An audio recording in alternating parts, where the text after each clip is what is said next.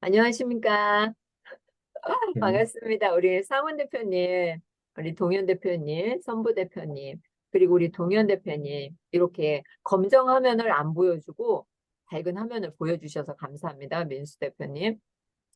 우리가 오늘 돈을 벌기 위해서 시간적 경제적 자유를 누리기 위해서 오셨잖아요. 먼저 여러분 자신에게 박수 한번 보내주세요. 이 귀한 시간.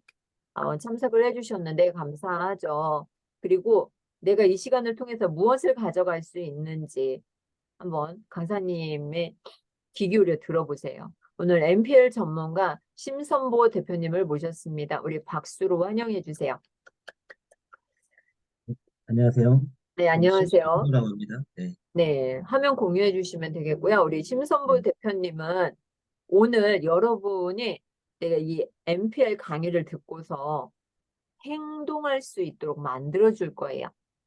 어떻게 만들어줄 수 있는지 한번 잘 들으셨으면 좋겠고요. 은행권에서 근무를 하셨어요. 그래서 부실 채권을 통해서 어떻게 돈을 벌고 있는지, 또 강사님들, 수강생들은 왜 수익을 창출하고 경제적 자유를 누리고 있는지 한번 들어보는 시간을 갖도록 하겠습니다. 궁금하면 바로바로 질문을 해도 되는 건가요? 강사님. 어, 이게 중간중간에 정말 궁금한 게 있다 하면 질문해 주시고요. 네. 제가 들어보고 이 강의 끝나고 나서 같이 답변을 드리는 게 맞다고 싶으면 그때 끝나고 네, 음, 다시 질문해 달라고 말씀드리겠습니다. 네, 감사합니다. 강의는 한 50분, 40분 얼마나 하죠? 한 1시간 정도 될 것 같아요. 네, 1시간 하고 한 20분 정도 강의하고 진행을 하도록 하겠습니다. 저도 9시 30분부터 낭독 자격증 과정을 해야 하기 때문에 그 시간 안에는 맞춰야 하거든요. 여러분 귀 기울여서 러닝 시크릿 잘 들어보세요. 우리 강사님 박수로 환영해 주세요. 내가 잘 듣고 있다 그러면 한번 3번 남겨보세요. 3번. 내가 잘 듣고 있다. 3번. 3명만 듣고 있는 거예요? 네. 여러분, 잘 들리고 잘 보인다. 파워포인트가 잘 보인다. 잘 듣고 있다 하시는 분들은 3번 한번 눌러주세요. 손가락을 자꾸 움직여야지 치매 안 걸려요. 안 움직이면 치매 걸릴 수도 있어요. 네, 좋아요, 강사님. 네, 그럼 시작할까요? 네네. 네, 시작하도록 하겠습니다. 네, 정식으로 인사드리겠습니다. 저는 심선보라고 하고요. 네, 다들 늦은 시간 식사는 하셨는지 모르겠습니다. 지난번 4일에 1차 무료 강의를 시작했었고요. 이번에 2차는 똑같은 내용으로 다시 한번 네, 진행을 하게 됐습니다. 저는 신PD라는 닉네임으로 활동을 하고 있는데요. 자칭 러닝 시크릿이라는 곳의 제작자라고 보시면 되고요. 뭐 진짜 PD가 아니냐 하는 분도 계시는데 전혀 그런 건 아니고요. 오해는 마시고요. 지난번 감기가 걸렸는데 이게 목을 많이 쓰다 보니까 목이 아직도 안 났더라고요. 아직까지 조금은 걸걸한데 날이 많이 쌀쌀해졌습니다. 환절기 감기 조심하시고 제 소개는 다시 하는 걸로 하겠습니다. 이번 강의를 계기로 그 NPL에 대한 궁금증을 조금이나마 해소할 수 있는 시간이 되셨으면 좋겠고요. 최선을 다해 보도록 하겠습니다.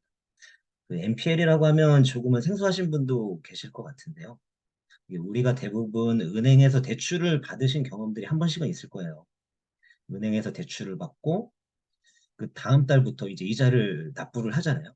만약에 대출 이자를 미납을 해서 연체가 된다면 그게 바로 부실 채권이 되는 거고 그게 바로 NPL이라고 이제 부르게 되는 거거든요. 그럼 은행에서 대출받은 채무자들이 연체가 되면 그 부실 채권들을 은행에서 계속 보유하는 게 아니고 이 채권을 매각을 합니다. 그게 NPL의 시작이거든요. 우리가 그것을 이제 사함으로써 수익을 창출하는 거예요. 어떻게 수익을 창출하는지 설명을 드리도록 하겠고요. 우리가 마트에 가서 물건을 산다면 은행에 가서 NPL을 산다. 이렇게 생각을 하시면 될 것 같습니다. 우리가 부동산을 가장 싸게 살 수 있는 방법으로 경매를 이제 흔히 알고 있는데요. NPL이 각광을 받은 건 경매보다도 더 싸게 살 수 있는 방법이 NPL이 있더라. 이렇게 순식간에 알려지면서 이게 많이 이제 정보가 알려졌어요. NPL의 존재를 알리게 된 거고. 아무튼 오늘 강의는 시작을 하겠습니다. 다들 MBTI 검사를 한 번씩 해보셨는지 모르겠어요. 저도 이제 이런 걸 잘 안 믿는데 최근에 해보니까 T가 나오더라고요. 이게 T가 어떤 사람이냐 했더니 공감 안 되고 사실만을 말하는 사람이다. 어쩌면 제가 투자를 하면서 정말 사실만을 말하는 사람인 것 같기도 하고 저에게 꼭 맞게 이게 나온 성격 유형 검사이기도 한 것 같습니다. 여기 이제 NPL이라는 큰 시장의 숲이 있어요. 지금 NPL이 조짐인 보인다는 이제 그 언론에 대한 기사도 분위기가 조성되면서 NPL이 점차 각광을 받고 있습니다. 우리가 큰 숲을 어떻게 헤쳐나갈 것이냐. NPL이 돈이 된다는데 이게 어떻게 담아야 될지, 어떻게 담아서 돈으로 만들 수 있을지 이게 저희가 정말 궁금해하는 사항이고요. NPL이 막연하게 그냥 돈 된다고 이제 접근하는 겁니다. 한 그루의 나무를 본다는 생각, 현실적으로 접근하는 게 가장 좋은 것 같습니다. 한번 이제 배워두면 영원히 쓰일 수 있는 것도 NPL 스킬이거든요. 부동산이 폭등 후에 이제 하락 정체기가 시작이 됐습니다. 이 NPL을 어느 정도에 저렴하게 살 수 있는지. OPB라는 거는 자녀 채권 원금이거든요. 대출 원금이라고 보시면 되는데 이 NPL 원금을 얼마 정도 할인해서 사올 수 있느냐. 이게 사온 다음에는 낙찰이 얼마나 될까? 경매 낙찰이 얼마나 돼서 우리가 엑시트를 할지 배당으로 엑시트를 할지 정말 이게 궁금한 사항이죠. 경제적 자유를 얻기 위해서 제시하는 짧은 소견은 실현 가능한 것을 선택하고 지금 실천에 옮기고 가고자 하는 길이라면 열심히 공부를 하고 그 얻기 위한 이유나 명분을 제시해라. 그리고 파이프라인을 구축하고 경제적 자유를 꿈꾼다면 저희 러닝 시크로서 와라. 이렇게 저는 맨땅에 헤딩을 했지만 여러분들은 신피디라는 멘토가 있습니다. 제 소개를 간단히 하자면 저는 안양저축은행에 입사를 하면서 NPL을 이제 배우기 시작했어요. 채권관리 팀에서 근무를 하면서 NPL을 제 손으로 매각을 해보고 여신팀에 옮겨서 NPL을 담보로 질권대출을 해봤거든요. 그리고 여러 회사의 자문 역할도 해보고 P2P 회사도 설립을 해보고 지금 비트 FNI라는 회사를 이제 금융위원회 등록해서 NPL을 업으로 하고 있습니다.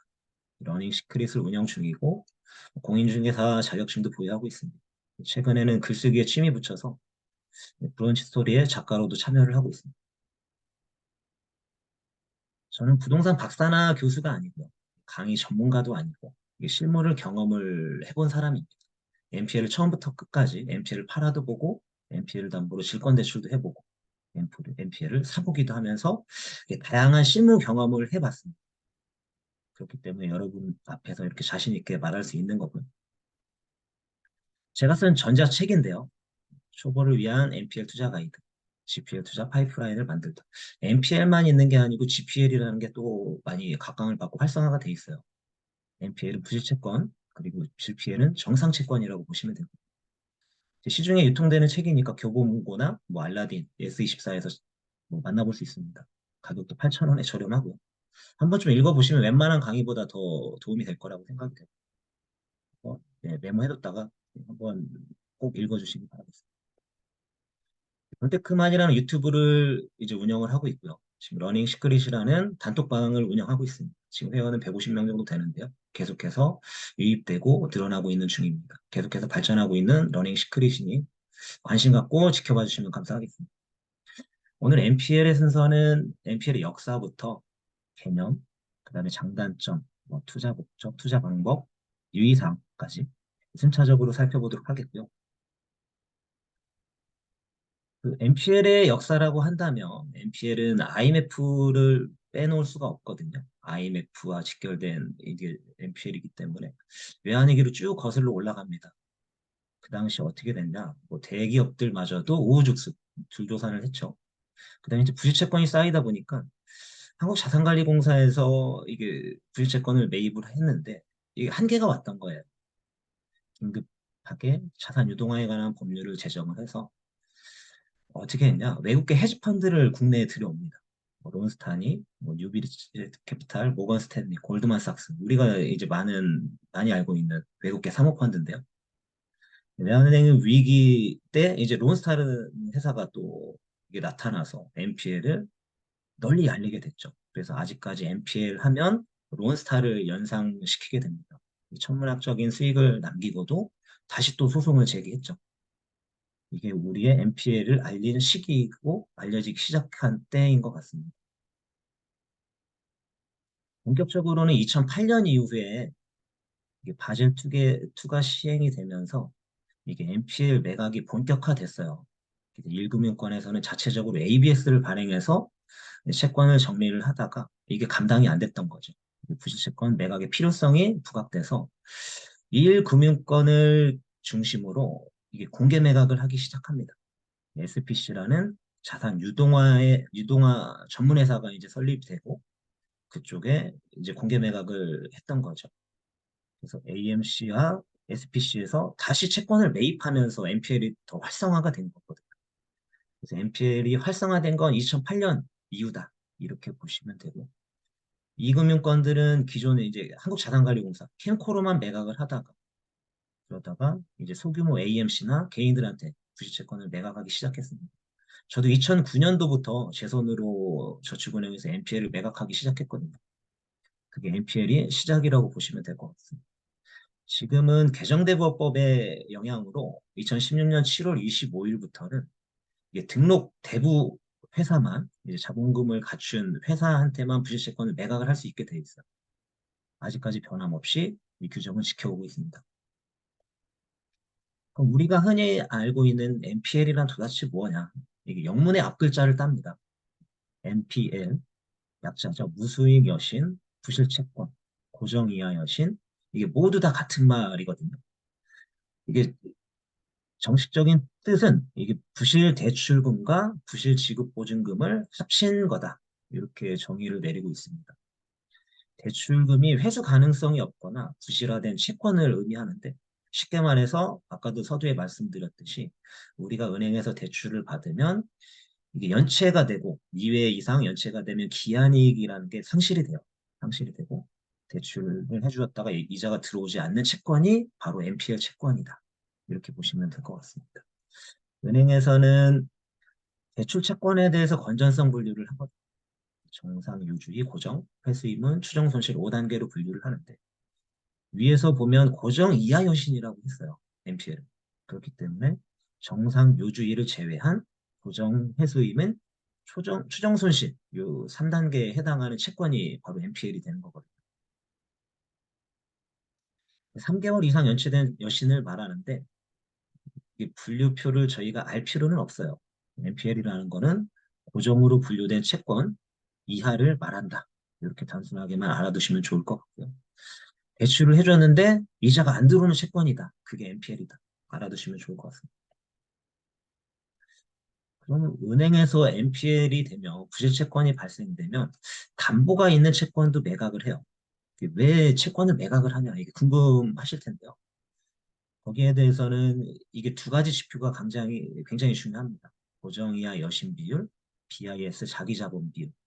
이게 은행의 건전성을 예, 뭐 요구하는 가장 중요한 지표가 되거든요.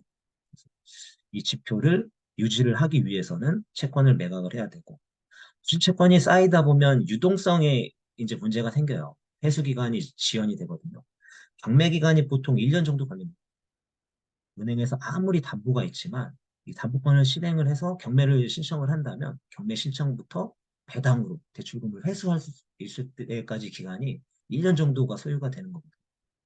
그렇기 때문에 회수 기간이 지연되고 거기에 따라서 경매 비용이나 관리 인력들이 늘어나겠죠. 비용이 당연히 증가가 되는 거고. 고정 이하로 갈수록 충당금은 더 많이 쌓아야 돼요. 재손 충당금이라는 것은 손실을 대비해서 회계상 가지고 있는 충당금 개념이거든요. 이게 늘어날수록 연말에 가면 단기 순이익이 저하가 되겠죠. 그렇게 되면 대외 신용도가 하락되고 은행에서 가장 무서워하는 게 뭐다? 바로 뱅크런이죠. 예금 인출 사태. 최근에도 새마을금고에서 예금 인출 사태가 조금은 있었죠. 심각할 정도는 아니지만 언론에 나올 정도. 주위에서도 새마을금고 예금했다가 서로 빼려고 난리도 아니었는데 예금이 이제 인출되면 은행이 한순간에 망할 수도 있습니다. 그렇게 지표가 악화되고 하면 금융감독원의 검사까지 이어질 수가 있는 거죠. 이러한 이유 때문에 NPL을 매각할 수밖에 없다. 이렇게 알아두시면 될 것 같습니다. 그 NPL의 종류에는 담보가 있냐 없냐에 따라서 담보부 NPL이냐 무담보 NPL이냐 이렇게 두 종류가 나뉘는데요. 담보부 NPL은 뭐 거두절미하고 그냥 담보가 있는 NPL이다. 우리가 담보대출을 이제 받잖아요. 뭐 아파트나 주택, 빌라, 뭐 상가, 공장 이런 거를 담보로 은행에 제공하고 대출을 받잖아요. 그런 것들이 부실이 되면 담보부 NPL이 되는 거예요. 대표적인 것이 우리는 은행에서 근저당을 설정을 하고 근저당이라는 걸 설정하고 담보신탁의 경우에는 우선수익권이라는 것을 설정을 해요. 그래서 근저당 채권이냐 우선수익권 채권이냐 담보부 NPL은 이렇게 두 가지로 나눌 수가 있고요. 근저당권 채권은 경매 방식을 취한다. 그리고 우선수익권은 공매 방식으로 진행을 하는 거거든요. 무담보 NPL은 거두절미하고 담보가 없는 경우다. 우리가 흔히 대출을 받는 신용대출이 있겠죠. 신용대출, 마이너스 통장대출 이런 것들이 연체가 되면 무담보 NPL이 된다. 이 시장도 굉장히 큽니다. 이 무담보 NPL 시장은 다시 세 가지로 나누는데 개인 회생채권이냐, 신용회복채권이냐, 아예 그냥 생짜 신용채권이냐 이렇게 따라서 세 가지로 분류를 합니다. NPL 투자의 장점은 뭐냐? NPL은 근저당권이라는 이제 물건을 사는 거죠. 배당으로 이 경매 과정을 거쳐서 근저당권자의 지위에 있다 보니 은행의 입장을 승계받는 거예요. 근저당권을 승계받아서 배당으로 이제 엑시트라는 거는 빠져나올 수 있는 거죠. 배당 차익으로 수익 실현이 가능한 거고. 그다음에 근저당권을 사기 때문에 이게 그 연체 이자율이 이제 그대로 승계를 받아요. 그럼 채권 최고액만큼 채권을 불려서 입찰에 참여할 수가 있거든요. 그러면 경매 입찰 참여 시 우월적 지위에 있는 거고 취득가를 올릴 수 있기 때문에 양도세 절감 효과를 볼 수가 있어요. 이게 자동적으로 합법적인 업계약 효과가 있는 거죠. NPL 하면 세금이 없다고 생각을 해요. 하지만 그게 세금이 없는 게 아니고 소득이 있는 곳에는 언제나 세금이 뒤따르고 이 세금이 없다는 거는 취득가를 높이기 때문에 취득가에 준해서 양도를 한다면 또이또이가 되기 때문에 양도세가 없다는 거예요. 그렇게 하시면 될 것 같아요. 그리고 수익률이 높죠. 높다는 거는 NPL을 담보로 레버리지를 일으킬 수가 있어요. 질권 대출을 받을 수가 있는데 우리가 아파트 채권의 경우에 많게는 97%까지도 질권 대출 레버리지를 일으킬 수가 있습니다. 그렇기 때문에 수익률이 높은 거고요.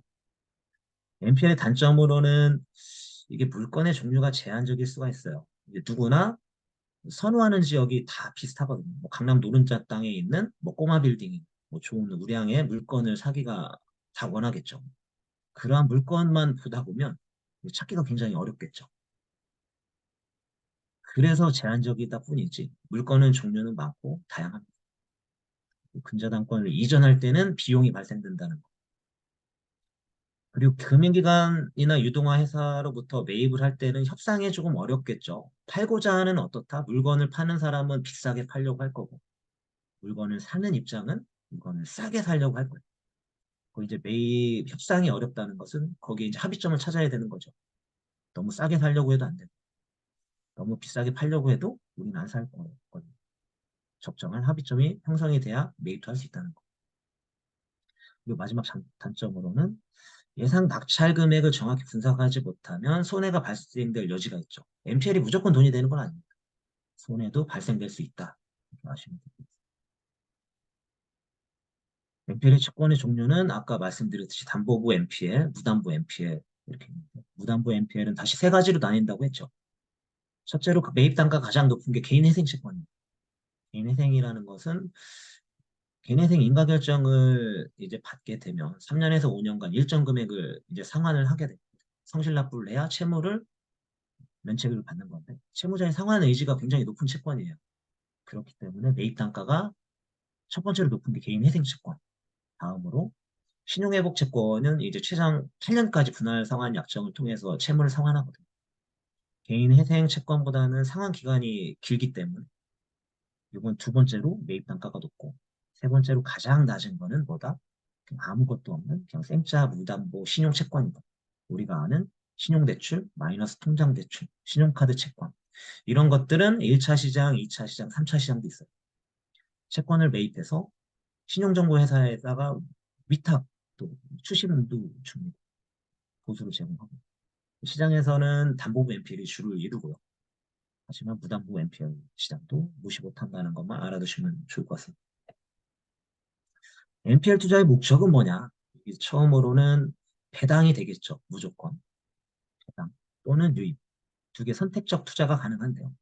NPL 투자의 흐름을 보면 이게 금융기관 대출부터 시작을 해요. 채무자가 이자를 안 내죠. 기한이익 상실이라고 표현을 하는데 이자를 안 내게 되면 그 금융기관에서 경매를 신청을 합니다.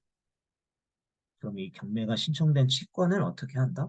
NPL 회사나 뭐 우리 같은 사람한테 매각을 하는 거죠. 투자자한테. 이 채권을 넘겨받아서 우리가 배당으로 갈 거냐, 오른쪽으로 갈 거냐, 왼쪽으로 갈 거냐 선택적으로 투자를 해야 돼요. 이게 낙찰률이 높을 것으로 예상된다면 굳이 입찰을 참여하지 않아도 되겠죠. 그냥 배당으로 엑시트. 누군가 제3자가 낙찰을 받으면 우리는 거기에 맞춰서 채권만 회수를 해오면 돼요. 배당금을 받으면 되는 거고. 만약에 배당금이 좀 수령이 어려울 것 같다. 그럼 유입 목적으로 가야 되거든요. 유입 목적으로 가서 직접 경매 입찰을 참여하는 거죠. 채권을 사서 경매 입찰에 참여한다. 그렇기 때문에 경매의 전 단계를 NPL이라고 표현을 하는 거거든요. 채권을 사서 경매에 참여해서 낙찰을 받을 수도 있고, 낙찰을 받아서 소유할 수도 있고, 뭐 가공을 해서 재매각을 통해서 차익 실현도 할 수 있는 거고. NPL을 하다 보면 이 경매의 전 단계이기 때문에 이 경매에서 할 수 있는 것까지 모든 것을 다 할 수가 있습니다. 그래서 경매 위에 NPL이 있다. 이렇게 보시면 되고, 경매를 하려고 이제 공부했던 분들마저 NPL로 다시 넘어오는 이유가 바로 이런 이유이기 때문입니다. 공매 시에도 똑같아요. 뭐 다른 거는 이게 위탁자, 채무자를 위탁자라고 표현을 하고 금융기관을 우선 수익자라고 표현을 하거든요. 여기 하나가 회사가 더 생깁니다. 수탁자. 등기부를 보면 그 명의가 수탁자로 넘어가거든요. 이게 담보 신탁을 한다고 표현을 해요. 연체가 되면 NPL 투자를 해서 경매를 신청을 하는데 똑같습니다. 설명드린 바와 같이 배당 목적이냐 유입 목적이냐 똑같이 선택적으로 투자가 가능하다. 경매든 공매든 약간의 방법만 해서만 조금 다를 뿐 결과적으로는 똑같다. 이렇게 보시면 될 것 같습니다. 우리가 NPL을 하면서 반드시 알아야 될 용어 정리를 해봤어요. SPC는 자산 유동화 회사를 말하는 거고 1금융권 우리가 아는 국민은행, 외환은행, 하나은행, 국민은행, 기업은행, 뭐 이런 우리은행 같은 데 있잖아요. 이런 데들은 전부 다 유동화 전문 회사한테 공개 입찰을 해요. 우리가 직접적으로 매입을 할 수가 없고 유동화 전문 회사에서 다시 재매입을 해야 되는 거거든요. 어쨌든 SPC 회사라는 것은 부실채권 매각을 위해 일시적으로 설립되는 특수목적 회사입니다. 계획된 업무가 종료되면 자동적으로 해산되기 때문에 대부분 유한회사의 형태를 띠고 있어요. 이 SPC들은 이제 채권 입찰을 따내서 AMC한테 위탁 관리를 주거든요. AMC하고 SPC하고 굳이 업무를 구분 지을 필요는 없는데 굳이 업무 구분을 하자면 SPC의 업무를 이제 위탁 관리하는 SPC 하청업체 정도로 생각을 하시면 이해가 편할 것 같습니다. AM은 AMC에 소속된 직원을 의미를 하는 거. OPB라는 것은 그 채권 원금을 말해요. 은행에서 대출을 5억을 했다. 대출 상환된 게 없어요. 5억 그대로 남아있다면 OPB가 5억이 되는 거거든요. 미상환 원금 잔액을 OPB라고 한다. 이렇게 아시면 될 것 같고요. 다음으로 그 ALP 금액이라는 것은 그 AMC에서 뭐 SPC나 자산을 정리하겠다는 가격 꼬리표예요. 우리가 옷을 살 때 매장을 가면 가격이 써 있죠. ARP 금액은 채권을 매각하는 가격이고 이 가격은 외부에 공개하지 않고 얘네도 이제 어차피 수익을 창출해야 되는 회사이기 때문에 원가 플러스 이윤으로 구성된다. 담당자들만 알고 있다. 우리한테 공개를 안 한다. 이렇게만 아시면 될 것 같습니다. NPL 프로세스를 보시면 이게 공개 입찰 시장이에요. 1금융권으로 다 이 프로세스라고 보시면 되고요. 채무자가 연체가 되면 금융기관에서 채권을 SPC한테 매각을 한다. 주동화 전문회사로 매각을 하면 AMC 자산관리 회사에 다시 위탁 관리를 맡깁니다. 이렇게 보시면 되고요. 우리가 NPL 투자자 입장에서 접촉을 하려면 SPC나 AMC를 접촉을 해야 되는 거고 1금융권 은행을 다이렉트로 가서 채권을 살 수는 없습니다. 대신 NPL 회사를 설립할 필요는 없어요. 이 시장은 개인 홍길동, 저 심선보 이름으로도 충분히 NPL을 살 수가 있는 시장이거든요. 건바이 건으로 내가 마음에 드는 물건을 옥석을 골라서 선택적으로 매입을 할 수가 있습니다. 다음으로 이 수의계약 시장은 이금융권 시장이거든요. 이금융권이라는 것은 저축은행, 새마을금고, 신협, 수협, 단위 농협도 있는데 단위 농협은 제외를 해야 돼요. 농협은 농협 자산관리라는 회사가 있거든요. 그쪽으로 일괄 매각을 합니다. 우리가 노려야 되는 은행은 저축은행, 새마을금고, 신협, 수협 이 정도로 간추려 보면 될 것 같아요.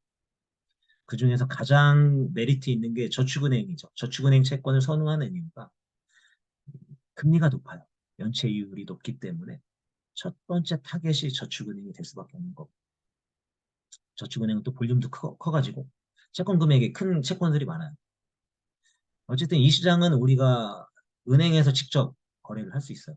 안양저축은행에서 직접 매입할 수도 있는 거고 어디 수협이다, 신협이다 찾아가가지고 NPL을 직접 살 수가 있습니다. SPC 중간에 없죠. 그럼 우리가 대신 개인으로 못 사고 NPL 회사를 설립을 해야 채권을 살 수 있는 입장이 됩니다. 그러면 근저당권을 넘겨받아서 지위를 승계를 하게 되는 거죠. 우리는 어떻다? 경매 진행 과정을 걸쳐서 채권을 회수를 한다. 이렇게 보시면 될 것 같습니다.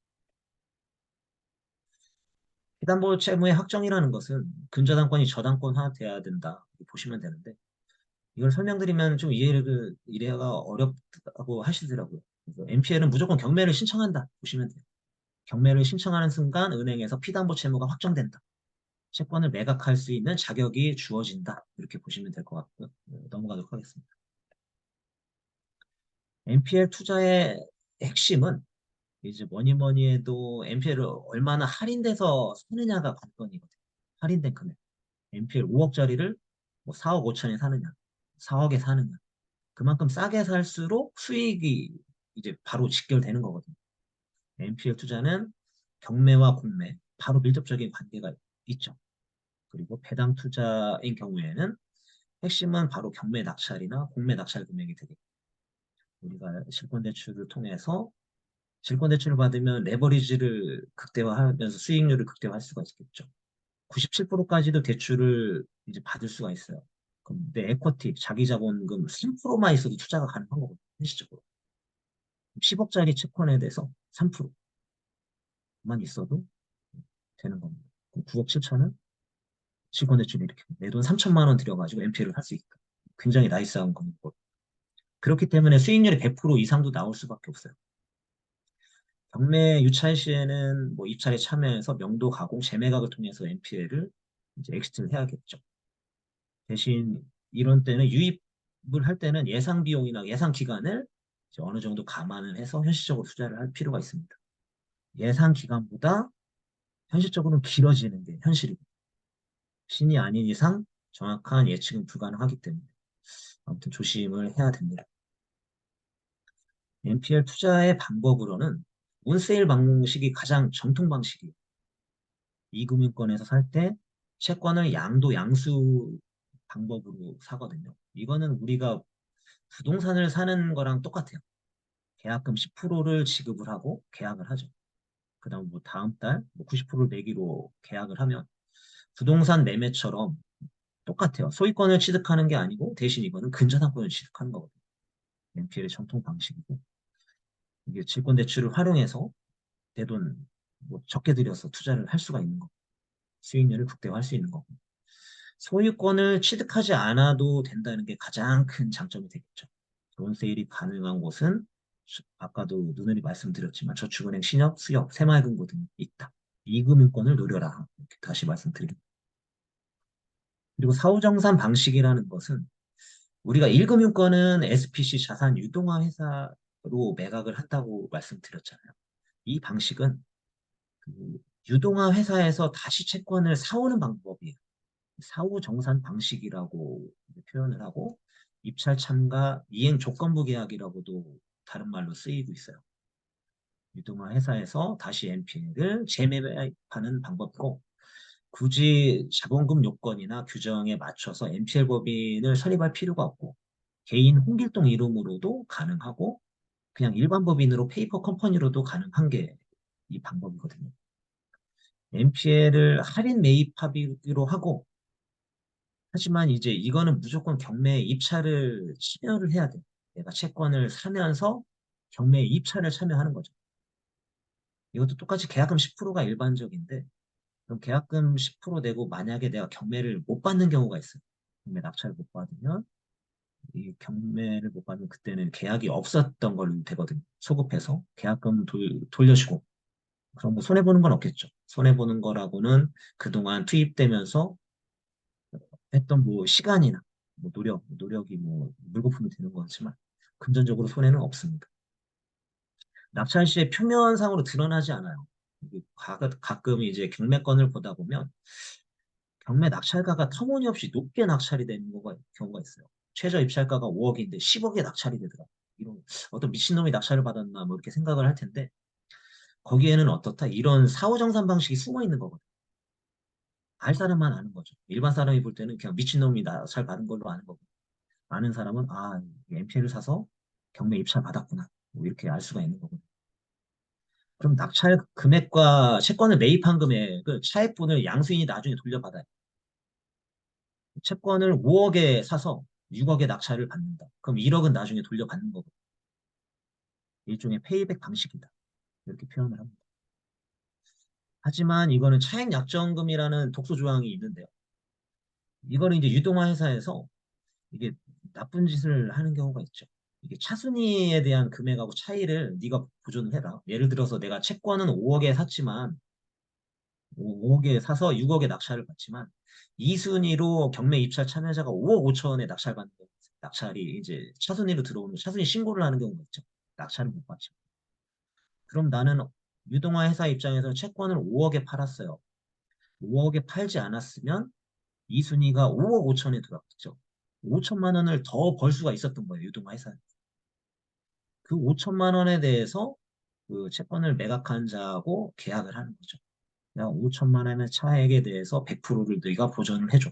아니면 10%, 50%를 보전을 해줘. 이게 바로 차액 약정 보전금이라고 하는데요. 이게 빈번히 발생됩니다. 없는 경우가 거의 없고요. 계약할 때 이거를 유심하게 들여봐야 됩니다. 계약을 해서 끝나는 게 아니고 계약을 두 번 한다는 거. 차액 약정 보전금 계약을 따로 합니다. 이거는 조심을 해야 돼요. 차액 약정금 보전금은 거꾸로 양도자에게 다시 돌려줍니다. 경매 입찰한 참여자가 차순위 금액하고 차액분을 유동화 회사한테 다시 돌려준다. 이렇게 생각을 하시면 되는데 이거를 설명드리자면 아무튼 시간은 오래 걸릴 것 같고 대략 흐름은 정도는 제가 말씀드린 거거든요. 이 정도만 설명드릴 수 있고 채무 인수 방식이다. 뭐 이거를 다른 데서 많이 가리키는 경우도 있는데 이건 그냥 무시하셔도 되고 이거는 그냥 옛날 방식이라고 보시면 됩니다. 구닥다리 방식입니다. 사후정산 방식이 있는 한 채무 인수 방식을 고집하지 않는다고 보시면 될 것 같습니다. NPL 투자의 방법으로는 우리가 반드시 알아야 되는 건 첫 번째 론세일 방식하고 사후정산 방식만 두 가지만 알아두시면 되거든요. 론세일 방식은 2금융권에서 살 수 있는 방법.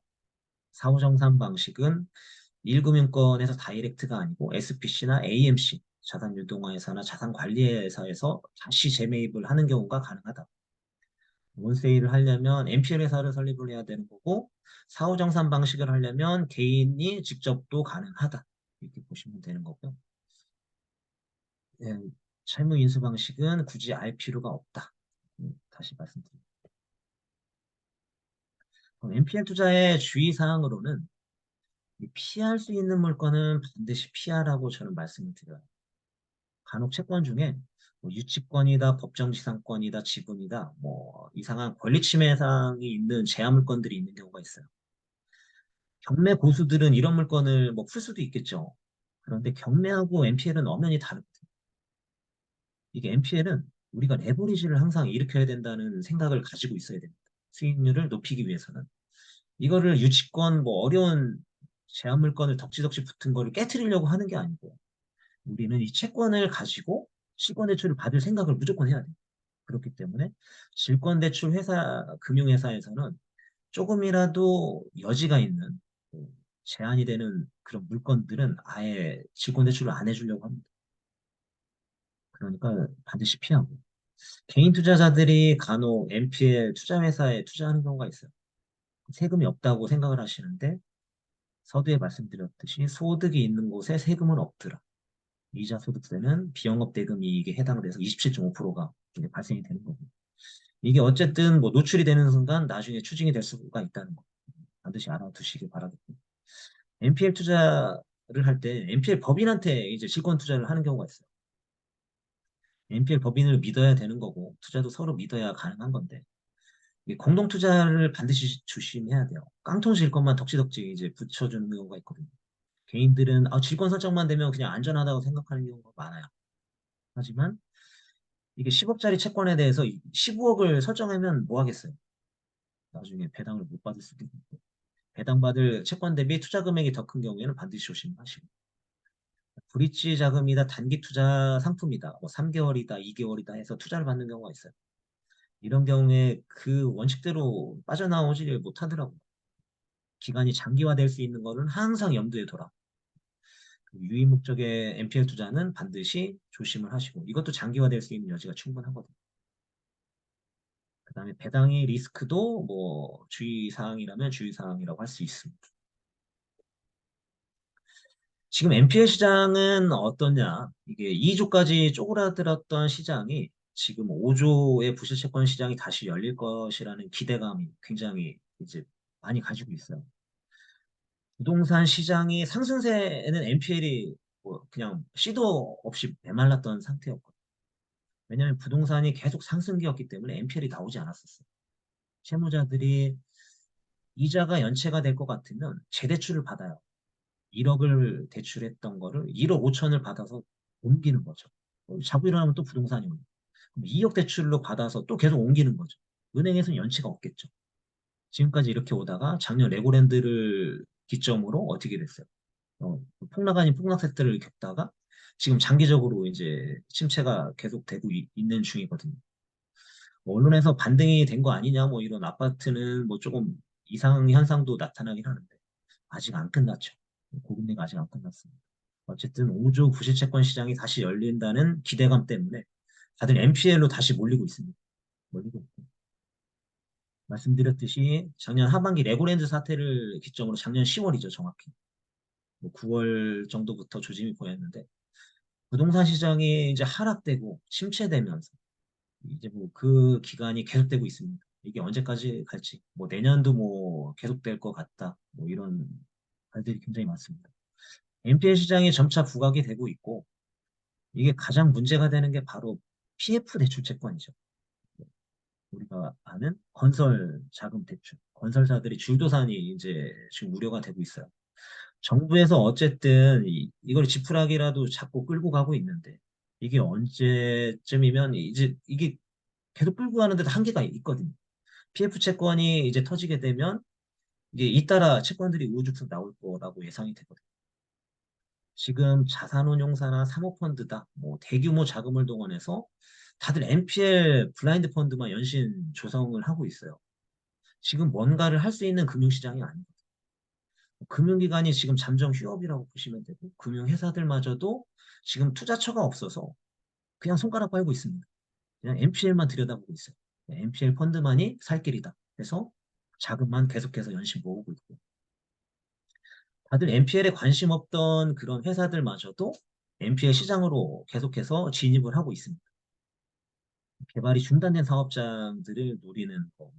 이거는 이제 큰 회사들은 뭐 이런 사업장들을 노리고 있고, 이런 분양이 안 되고, 뭐 이런 건들을 통으로 매입해서 임대로 전환하고, 뭐 나중에는 뭐 상호펀드나 리츠, 자산운용사에서 재매각해서 수익을 창출할 계획을 가지고 있는 거거든요.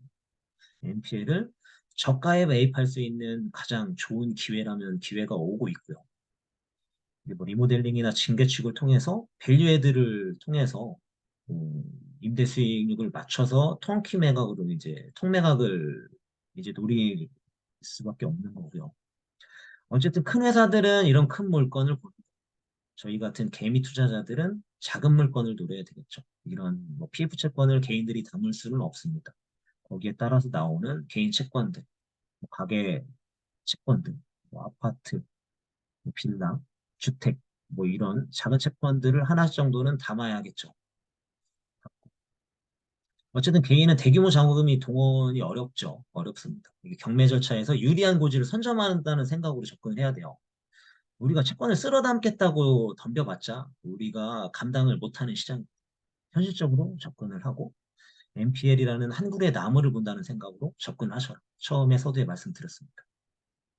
어쨌든 소규모 물건부터 부품금을 안고 큰 시장을 보는 건 좋지만 소규모 물건부터 단 한 건이라도 사이클을 경험해보는 게 가장 중요합니다. 이게 한 가지 뭐 소규모 물건을 해보면 큰 것도 똑같거든요. 어쨌든 처음부터 끝까지 그 과정들은 전부 다 똑같습니다. 배당 채권을 통해서 수익을 극대화하는 방법도 한번 경험을 해보고 어쨌든 NPL 채권을 활용해서 다른 경쟁자보다 경매 위치에서 유리한 고지를 선점한다는 생각으로 접근을 하면 NPL이 쉬울 수가 있습니다. 막연하게 큰 시장만 보면 어려울 수가 있고 쉽게 보면 쉬운 시장입니다. 개인들은 뭐 대규모 자금 동원이 능력이 부족하죠. 시드머니의 제한과 자금 유치의 어려움은 언제나 이제 따르기 마련이고 이 전문적인 NPL 분석이 쉽지가 않습니다. 그렇기 때문에 저희 뭐 러닝 시크릿처럼 뭐 소규모 클래스도 필요한 거고 3, 4, 5 모여서 서로 의논도 공유하고 투자 정보도 공유하고 그래서 이제 조직이 필요합니다. 클래스를 만들어서 함께 투자를 하는 게 가장 맞는 것 같고요. NPL 말고도 GPL이라는 게 있다. GPL이라는 거는 NPL보다 허들이 굉장히 낮아요. 하지만 근저당권과 질권을 가질 수 있다는 거는 똑같거든요. 어쨌든 똑같고 물권적 확보를 한다는 건 똑같고 GPL 투자를 기본으로 NPL 시장을 점차 확장해 나가는 게 필요할 거예요. 나중에는 이게 GPL 강의에 대해서도 무료 강의를 할 수 있는 기회가 조만간 생길 걸로 계획하고 있고 GPL 투자는 NPL의 투자의 기본이고 이게 복합적으로 투자를 해야 된다. 부동산 시장이 좋을 때는 NPL이 힘을 못 쓰고 GPL이 각광을 받습니다. 반대로 또 NPL 시장이 오면 또 GPL 시장이 또 위축이 되는데 GPL은 NTV만 낮춘다면 계속 시장이 좋거나 나쁘거나 계속해서 누릴 수가 있는 거예요. 왼손 GPL, 오른손 NPL 같이 가면 굉장히 좋습니다. 복합운용 좋고 그다음 아파트 외에도 다양한 물건이 있습니다. GPL에서는 아파트 채권에 대해서 투자를 할 수가 있어요. 아파트 채권도 저희가 물건을 실전 투자방에서 띄워드리고 있는데 물건은 많고 다양합니다. 그리고 모든 것을 혼자 결정할 수 없다는 거, 조직이나 서클이 필요하다는 거 말씀드렸고 유입도 좋지만 최대한 배당으로 엑시트를 하려고 해야 돼요. 일단 보유하는 게 지금 상황에서는 굉장히 불안 요소로 작용되거든요. 왜냐하면 유입을 하려면 대출도 받아야 되는데 대출 금리가 지금 아직 하늘을 찌를 정도로 높습니다. 잡히지 않았기 때문에 어쨌든 이게 비용을 절감을 해야 되는 입장에선 최대한 배당으로 엑시트를 해야 됩니다. 단기간에 수익 극대화하는 방법을 연구를 해야 되겠죠. 누구나 할 수 있는 단순 투자는 돈이 될 수가 없고 기본적인 수익에만 만족을 해야 됩니다. 그리고 다 업무에 스킬이 없는 상태에서 단순히 어깨 너머로 배워가지고 별거 아니네 나도 해야지 하는 사람들은 실패로 이어질 확률이 굉장히 크거든요. 모든 걸 혼자 하려고 하지 마라. 제가 당부드리는 말씀이고 기회는 누구에게나 찾아오지만 자주 오지 않죠. NPL 시장이 이제 지금 바람이 불고 있고 지금 오고 있습니다. 오고 있고 이게 그럼 NPL이 언제쯤 도래할 것 같냐? 내년에 큰 시장 큰 게 남아 있죠. 내년에 4월에 총선이라는 게 남아 있습니다. 이 분위기상 총선 때까지는 어쨌든 NPL 뭐 이렇게 터트리지 않고 PF 채권이나 그때까지는 끌고 가지 않을까 하는 개인적인 의견이고 뭐 정답은 아니지만 어쨌든 총선까지는 아마 갈 것 같다. 지금 상태 그대로 어쨌든 시장이 좋아질 여지는 없고 NPL은 그 이후에 이제 더 활성화되지 않겠나. 지금 준비를 해야 된다고 생각을 합니다.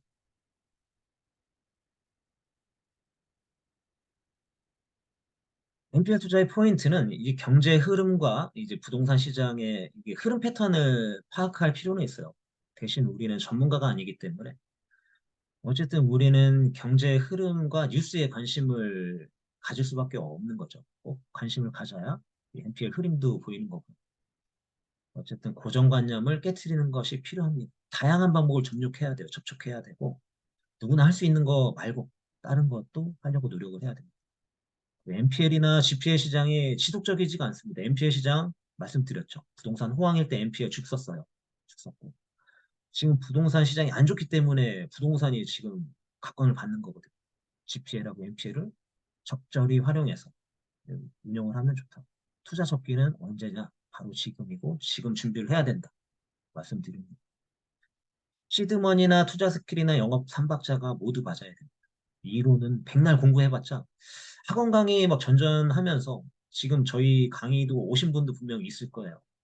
그동안 강의를 할 때 항상 강의란 강의는 다 듣고 전국 팔도 다 돌아다니면서 들었던 분들도 오고 있거든요. 어쨌든 백날 이론을 공부하는 것보다 한번 직접 경험하는 게 중요합니다. 칼자루를 뽑았으면 썩은 무라도 한번 베봐야 아 이게 NPL이구나 하면서 알 수가 있는 거거든요. 백날 공부를 한다면 이게 백날 그냥 공부로 끝나는 게 NPL. 모든 투자에는 리스크가 따르기 마련입니다. 리스크가 없는 게 뭐가 있냐? 그럼 예금밖에 없겠죠. 예금도 우체국이에요. 은행도 망할 수가 있는 거예요. 그러면 그런 분들은 그냥 우체국 예금 해놓고 그냥 있어야 돼요. 아무 일도 하지 않는다면 전혀 아무 일도 일어나지 않습니다. 지금 이 상황에서도 다들 열심히 불을 켜고 공부하려고 오신 것처럼 지금 뭔가라도 하신다면 뭔가라도 생기겠죠. 경제적 자유도 열심히 노력하는 자만이 얻을 수 있다는 거. 아무튼 뭐 다들 아실 거라고 생각하고 제가 준비한 사항은 여기까지고요. NPL에 대한 질문 사항이 있으면 질문은 받도록 하겠습니다. 네, 질문 한번 해주시고요. 네, 채팅방을 보니까 NPL이 있다면 경매 진행 시 유리한지요? 이렇게 물어보시네요. 아, 예, 예. 그 김민수님 질문하셨는데요. NPL이 있다면 경매 진행 시에 어떻게 유리하냐면요.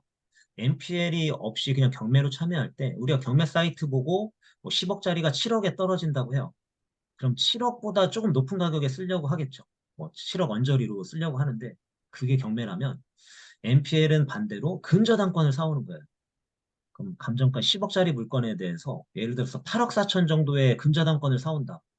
이거를 한 6억 8천에 사올 수만 있다. 그러면 우리는 6억 8천에 경매 입찰을 참여할 수가 있잖아요.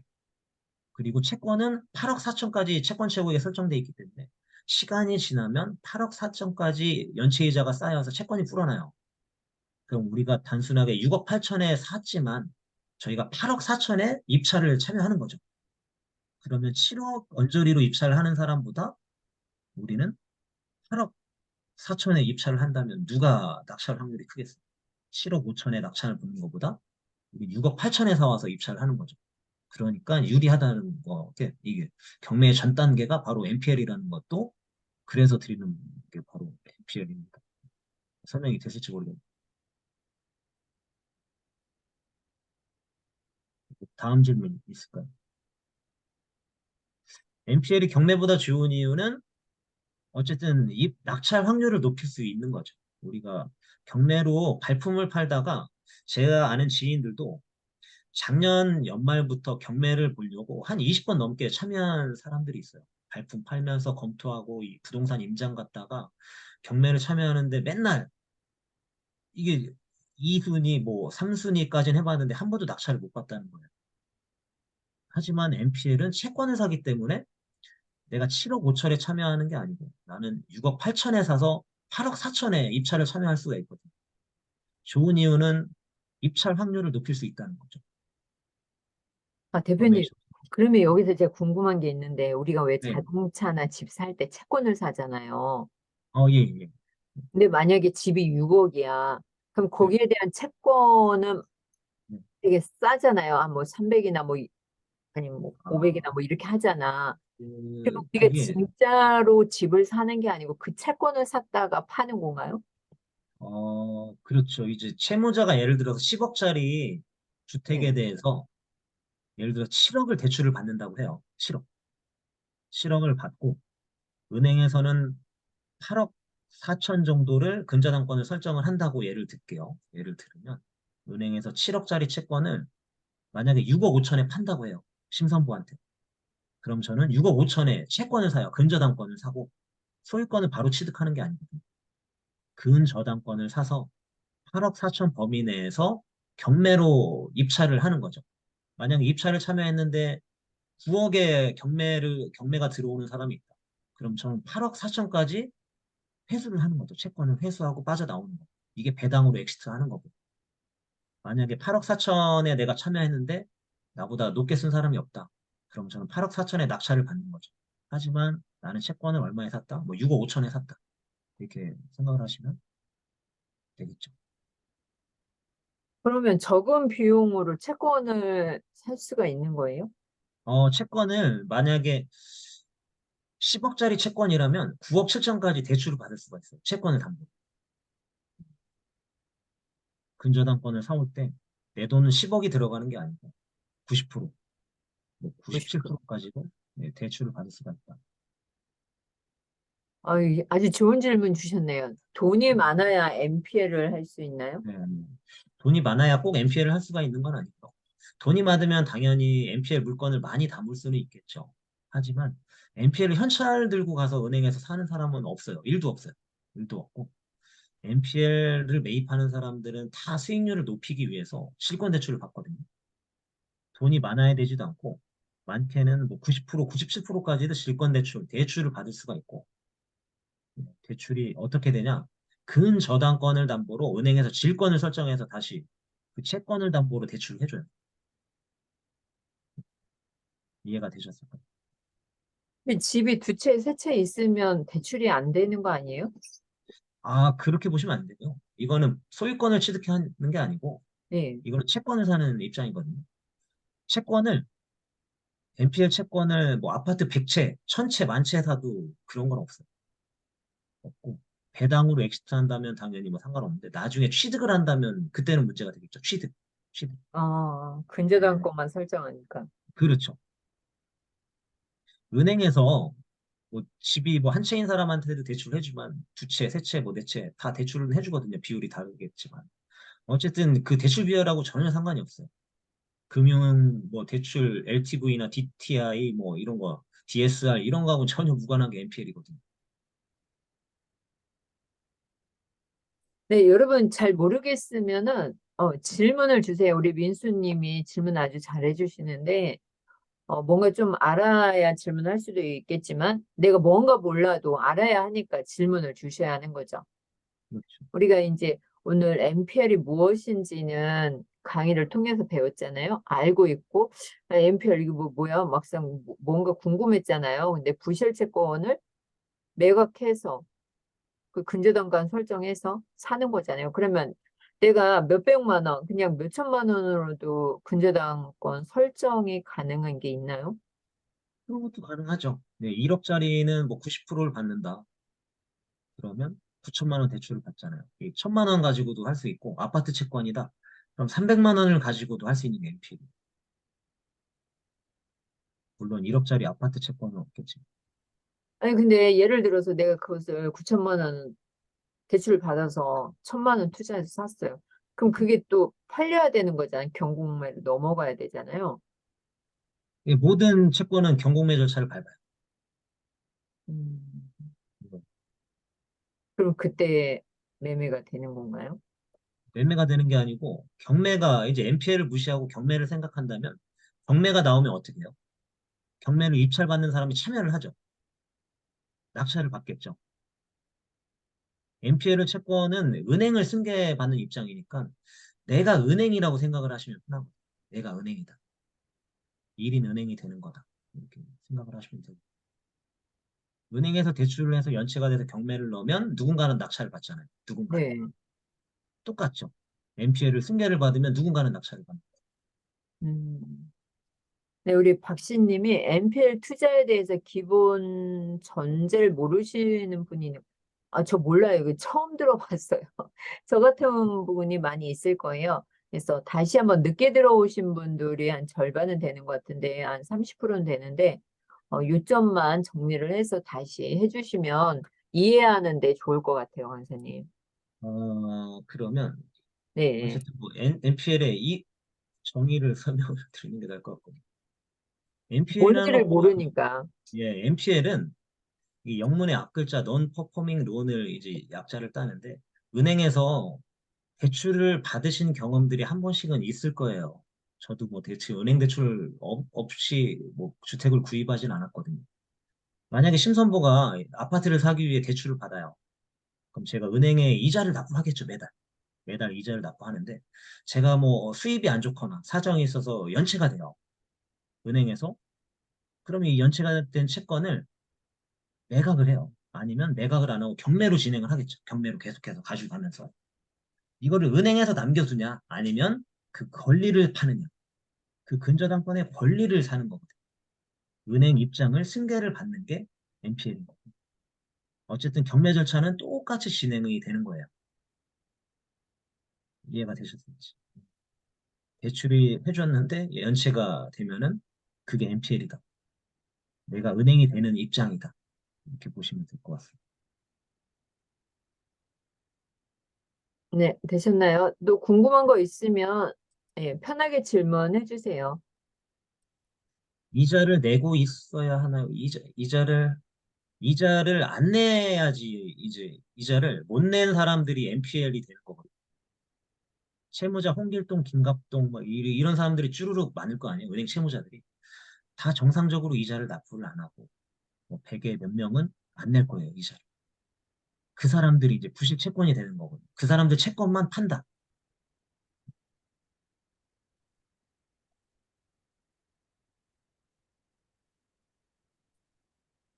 사채처럼 매입한 채권 자체 휴지 조각이 되는 그건 아니고요. 이 채권을 회사채나 국채를 생각하면 안 되는 거예요. NPL은 그 채권하고 다른 거고, 이거는 회사채나 국채가 아니고요. 빚을 받을 권리는 똑같은데, 어쨌든 NPL이라는 거는 은행에서 근저당권이 휴지 조각이 되진 않아요. 부동산이 휴지 조각이 되면 뭐, 물론, 뭐 부동산 100억짜리가 아무튼 뭐, 그런 일은 없겠죠. 강남에 있는 50억짜리 아파트가 똥값 뭐 제로가 되는 경우는 없을 거 아니에요. 그렇겠죠. 시세가 좀 떨어지는 경우는 있겠지. 아무튼 그런 채권에 비유할 바는 아닙니다.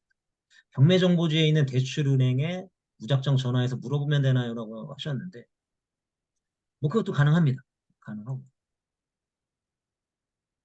가능합니다. 가능하고.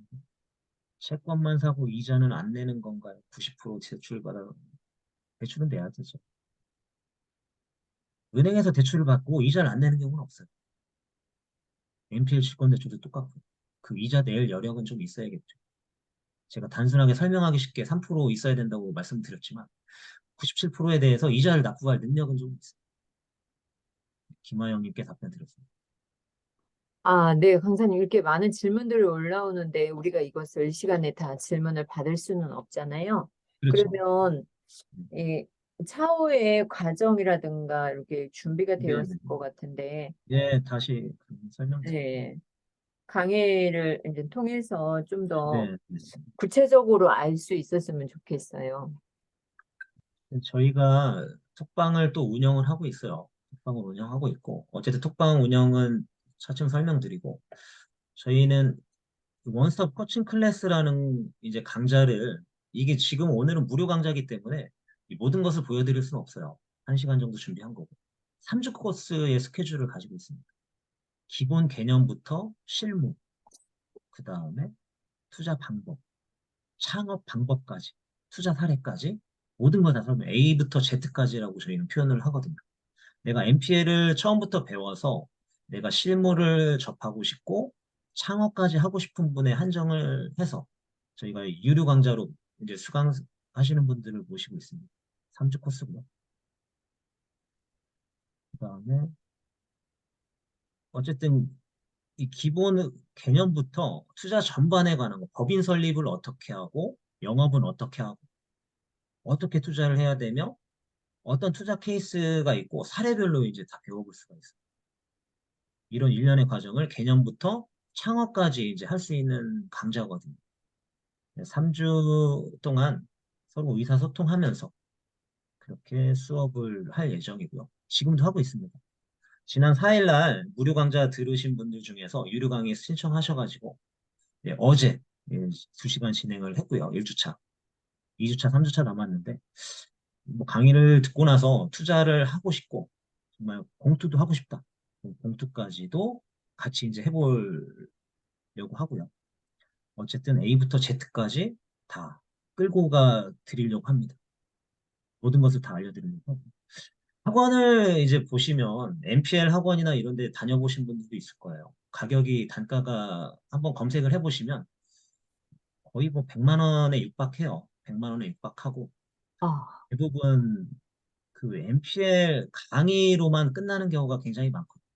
이렇게 A부터 Z까지 하는 강좌는 전국에서 유일하다고 보시면 돼요. 이렇게까지 알려줘도 되냐 하는 분들도 있을 정도로거든요. 개념부터 실무, 창업까지 모든 걸 다 같이 이제 해보는 거죠. 경험까지. 거기까지 컨설팅도 해드리는 거고 코칭을 다 해드리는 겁니다. 그렇게 보시면 될 것 같습니다. 대신 강의비는 저희가 얼리버드라고 해가지고 내일까지 19만 원에 이제 진행을 할 예정입니다. 19만 원. 3주 코스 A부터 Z까지인데 19만 원. 이게 오프라인으로 하면은 기존에는 뭐 30만 원, 60만 원부터 시작을 했었어요. 그리고 온라인이라서 이제 특혜를 드리는 거고요. 이게 내일까지 19만 원, 내일이 지나면 29만 원으로 진행을 할 거고요. 그래서 오늘 신청을 가급적 해주시면 좋겠죠. 좋겠고. 그다음에 어쨌든 온라인으로만 끝나는 게 아니고 오프라인 모임을 계속해서 가실 거예요. 오프라인. 뭐 식사도 하고 커피도 마시고 뭐 간담회도 하고 같이 미팅도 하면서 의견도 공유하고 계속해서 나아갈 거거든요. 단순 강의로만 끝나는 게 아니다. 19만 원에 그냥 끝나는 게 아니다. 이 모든 것까지 어쨌든 저희는 2기, 몇 기까지 이렇게 해드릴지 모르겠지만 일단은 2기, 1기, 2기까지는 일단은 약속을 드리는 겁니다.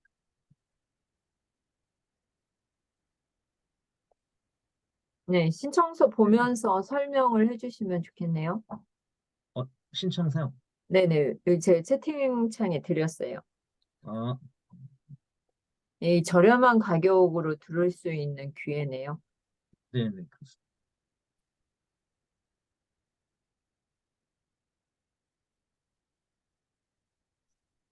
여기가 이제 보이실지 모르겠어요. 보이실지 모르겠는데 원스톱 원스톱이죠 원스톱. 예. 교육에서 창업까지 한꺼번에 A부터 Z까지 모두 알려드린다고 표현을 했고요. 제가 가지고 있는 강좌정에서는 MPL의 끝판왕이라고 저는 표현을 합니다. 이 이상의 강의는 없을 정도로 저는 준비를 해왔고요. 아무튼 뭐 최대한 3회차 6시간 뭐 하는 거고 처음부터 끝까지 이제 할 수 있는 유일한 강좌라고 보시면 됩니다. 모든 걸 다 알려드린다는 거고. 채권을 매입할 수 있는 은행을 어떻게 타진을 하느냐, 금융기관 접촉 방법부터, 유동화 회사 타진 방법, 뭐 채권, 뭐 계약서는 어떻게 쓰고, 그 다음에 우리가 법인은 어떻게 설립을 해야 되며, 조건을 어떻게 충족을 하고, 금감원에 어떤 서류를 집어넣어야 되냐, 뭐 거기까지 다 알려드릴 거고, 계약서 작성 방법, 영업 방법, 그 다음에 그 채권을 은행 거를 사와서 배당으로 어떻게 엑시트를 해야 되냐, 그것까지 다 알려드리고, 거기에 따라서 해야 될 일은 뭐냐, 아무튼 뭐 끝까지니까 다 표현이 다 됐을 거로 예상되고. 아무튼 내일까지는 19만 원에 진행을 하고 얼리브데이 이후에는 29만 원에 진행될 예정이고요. 지금 일정은 뭐 13일, 20, 27 이렇게 잡았는데요. 이 일정은 충분히 조율이 가능합니다. 충분히 가능하고 그다음에 MPL 코칭 클래스 이제 신청을 한다면 MPL 전자책을 이제 제공을 하려고 합니다. 그다음에 개인적으로 뭐 질문하실 분들이 있으시다면 이 번호로 연락을 주셔도 되고 직접 뭐 답변도 드릴게요. 그리고 어쨌든 이 폼양식도 저희가 공유를 해드릴 거거든요. 오픈 톡방에서 공유를 해드릴 거고요. 그다음에 이게 저희 오픈 톡방이 있거든요. 네, 휴대폰 들어서 네, 링크 한번 여기 한번 클릭해 주시면 좋을 것 같거든요. 네, 그러면 카메라 꺼내셔가지고요. 그냥 네 카메라 카메라 찍지 켜놓고 말고 네, 들이대면 됩니다. 예, 들이대면 열리거든요. 그냥 카메라 눌러서 들이대면은 링크가 나오는데 클릭하고 그룹 채팅 참여하기 누르면 들어가는데 여기 참여 코드가 있네요. 아, 참여 코드 있습니다. 5678이에요. 5678. 네, 참여 코드는 5678.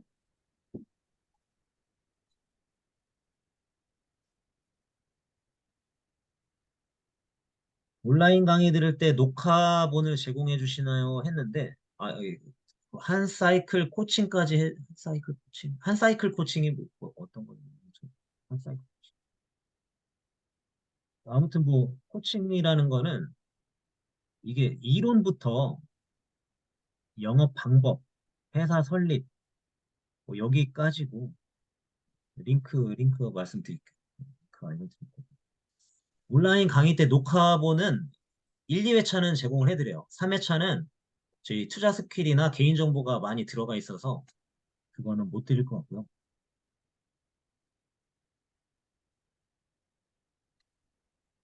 예, 네, 오픈톡방 궁금한, 링크 예, 드렸습니다. 드렸고. 뭐 대부분 입장을 하셨겠지만 아직 입장을 안 하신 분은 이쪽에 들어오시면 좋을 것 같고요. 어쨌든 오늘 뭐 신청을 해주시면 감사하겠고요.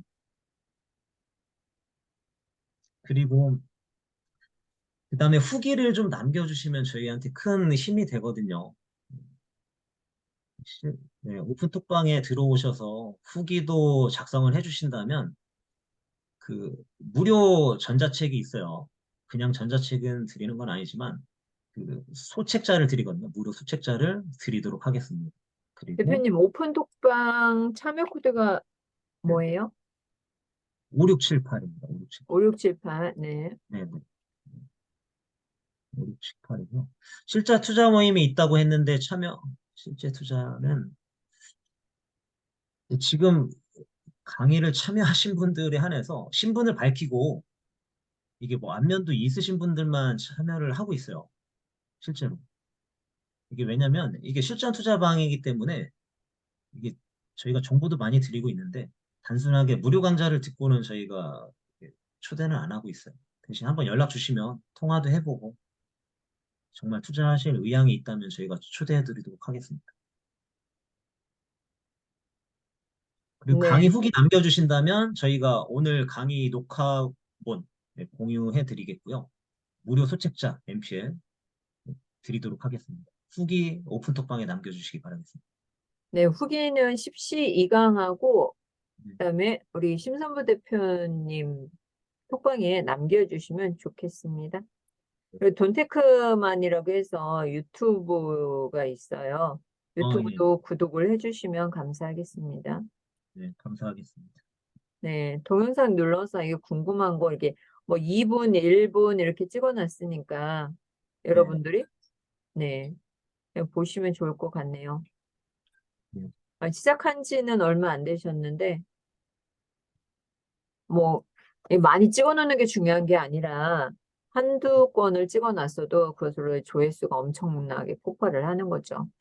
네, 만사님 감사합니다. 그리고 이제 나가실 분은 나가셔도 되고 난 이게 좀 더 궁금하다 하시면은 남아서 네, 강사님하고 대화하는 시간을 갖도록 하겠습니다.